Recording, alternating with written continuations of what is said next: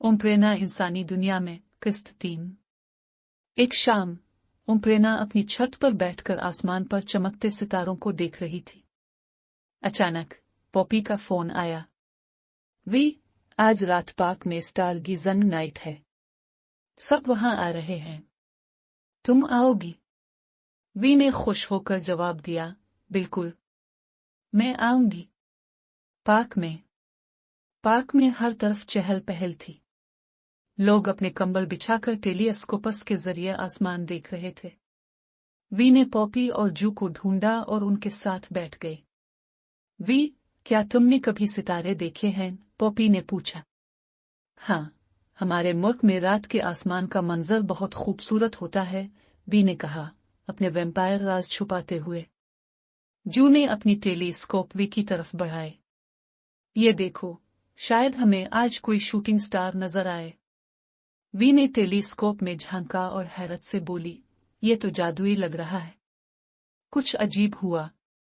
अचानक वी ने आसमान पर एक चमकता हुआ नीला सितारा देखा जो तेजी से जमीन की तरफ आ रहा था। ये क्या है? वी ने हैरत से कहा।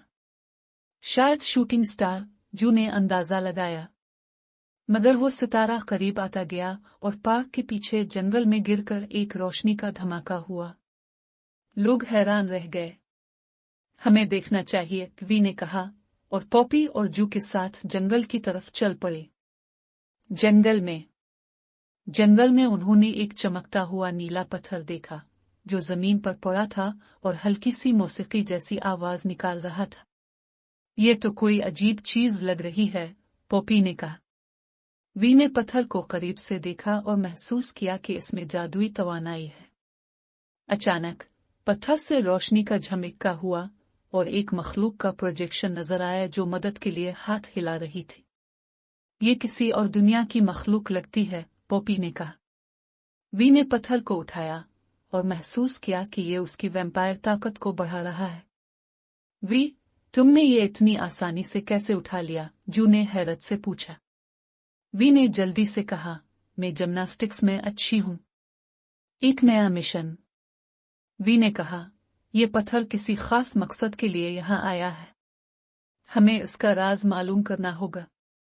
पॉपी ने जोश से कहा, तो ये हमारी अगली मुहिम होगी।